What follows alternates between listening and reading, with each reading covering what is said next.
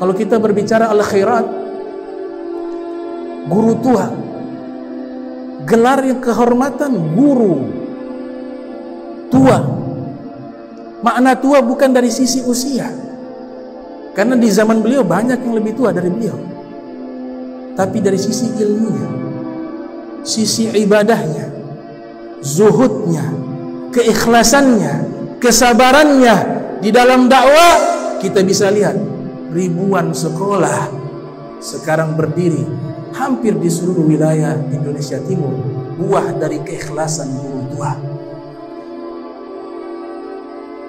Di zaman dahulu ada seorang ulama sufi kabir namanya Ibnu Arabi, kelahiran abad ke-5 Hijriah, punya julukan juga guru tua, Asy-Syekhul Akbar wa Kibritul Ahmar, sang maha guru dan intan berlian yang paling mewah. Itu julukannya Ibnu Arabi. Di Indonesia Timur kita punya juga Asy-Syekhul Akbar, yaitu Al-Habib Idrus bin Salim Al-Jufri radhiyallahu ta'ala anhu wa arda. Beliau bukan hanya sekedar sebagai pendidik ilmu agama, tapi sudah diakui sebagai pahlawan nasional Republik Indonesia. Sudah diakui. Beliau yang mengusulkan agar bendera Republik Indonesia berwarna merah dan putih. Beliau kirimkan surat sebelum berdirinya Republik Indonesia. Kirimkan surat kepada Kiai Haji Hashim Asy'ari, muassis Nahdlatul Ulama, pendiri Nahdlatul Ulama, mengusulkan kepada beliau agar disampaikan kepada Presiden Insinyur Soekarno untuk mengusulkan bendera Republik Indonesia berwarna merah dan putih. Itu usulan dari guru tua. Kemudian Kiai Hashim Asy'ari menyampaikan amanah tersebut lewat surat dari guru tua dan diberikan kepada Insinyur Soekarno dan diaminkan permintaan tersebut. Dan pertama kali bendera tersebut dikibarkan di Majelis Kuitang yang ada di Jakarta dari seorang ulama, Al-Habib Ali ibn Abdurrahman Al-Habsyi. Ini semuanya diberkati Syekhul Akbar Al-Habib Idrus bin Salim Al-Jufri. Bahkan beliau membuat syair. Beliau mengatakan, kullu ummatin laha ramzu izzin wa ramzu izzina al-hamra'u wal bayda'u. Setiap bangsa memiliki simbol kebesaran, dan bangsa Indonesia memiliki simbol kebesaran merah dan putih, kata guru tua dalam syairnya. Saya pernah mendapati dari guru-guru kami, ulama besar dari Al-Azhar Syarif Mesir, disampaikan ada hadis yang mungkin saja, bukan satu pernyataan kepastian, mungkin saja, karena guru tua adalah bahrul fahamah, memiliki lautan pemahaman yang mendalam tentang ilmu syariah. Beliau paham hadis-hadis Nabi Muhammad sallallahu alaihi wasallam. Ada hadis yang menceritakan tentang merah putih, dan ulama Azhar ini menyatakan hadis tersebut isyaratnya kepada bangsa Indonesia. Nabi sallallahu alaihi wasallam bersabda, ini hadis sahih diriwayatkan oleh Imam Muslim Ibnu Hajjaj Al-Qusairi Naisabur yang lahir tahun 204 Hijriah, wafat 261 Hijriah. Rasul sallallahu alaihi wasallam bersabda, innallaha zawalul arda. Allah Subhanahu wa taala mendekatkan bumi di hadapannya. Ini makna hakiki atau majasi wallahu alam. Tapi bagi Nabi hal seperti itu mudah jika Allah berkehendak. Nabi bersabda, sesungguhnya Allah mendekatkan bumi di hadapanku. Fara'aitu masyariqaha wa magharibaha. Saya bisa melihat ujung bumi paling timur dan paling barat. Wa inna ummati sayablughu mulkuhu ila ma zuyali minha. Dan nanti umatku, pada waktu itu umat Nabi masih di sekitar Jazirah Arab, tapi Nabi sudah nyatakan nanti. Dalam ilmu nahu kata sa dan saufa itu akarnya berbeda. Kalau saufa akarnya lil ba'id, jauh. Tapi kalau sa itu akarnya lil gharib, dalam waktu dekat. Makna dekat di sini hitungan daripada hitungan Nabi Muhammad SAW yang mengetahui kapan terjadinya hari kiamat. Nabi mengatakan sesungguhnya umatku kerajaannya, subhanallah, Nabi sebutkan mulkuha. Di zaman Nabi belum ada kerajaan Islam. Nabi sudah menyatakan kerajaan umatku akan sampai ke bagian timur dari ujung bumi dan bagian barat ujung bumi. Terrealisasi. Kerajaan-kerajaan Islam bagian timur berapa yang di Maluku Utara? Kesultanan Ternate, Tidore, Jailolo, Baca.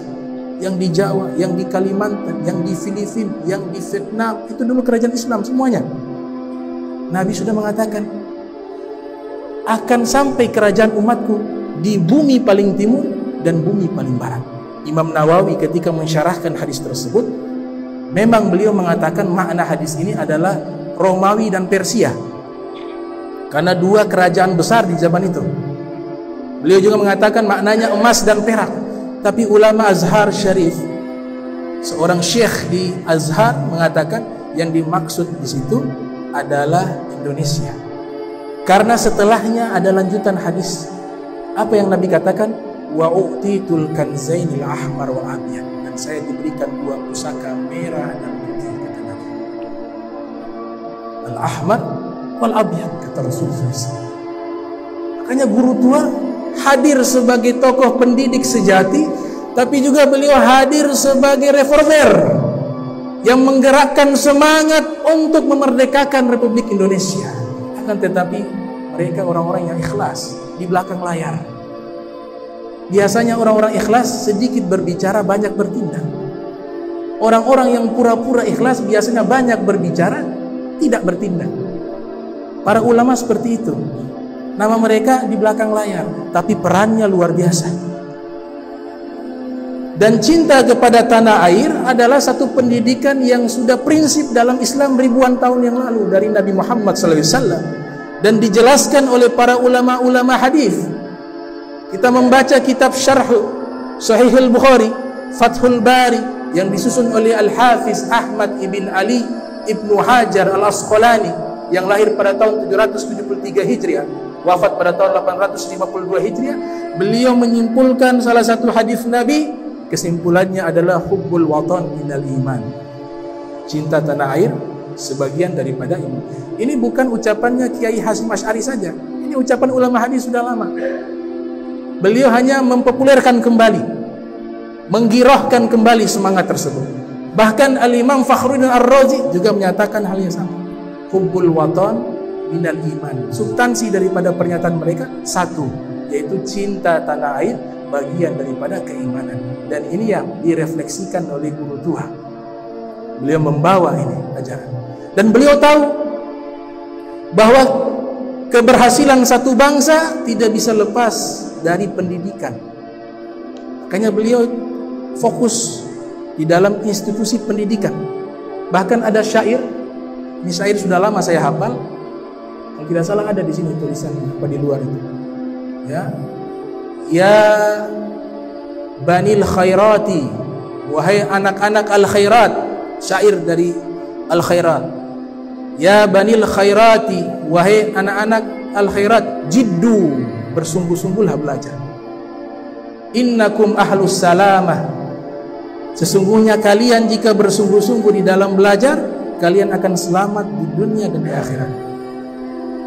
Jarridul azma li idrakil ma'ali wal karamah,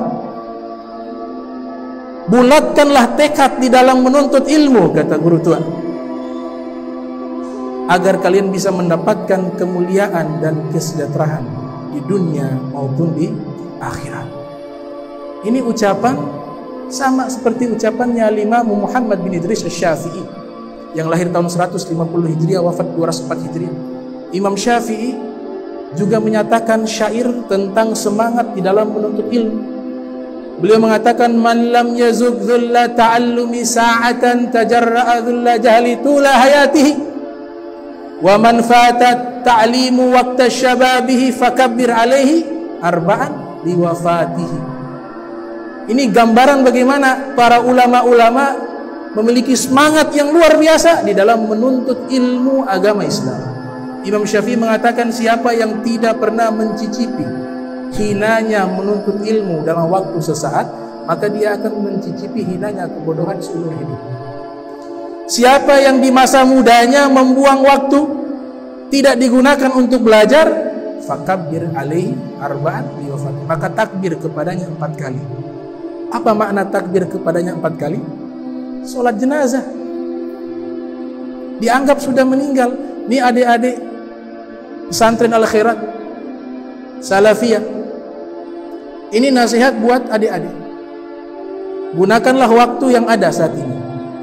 Waktu inilah yang menentukan kalian di masa depan. Dari sinilah mulainya. Ini semangat dibawa oleh guru tua, dan ini semangat dibawa oleh Imam Syafi'i.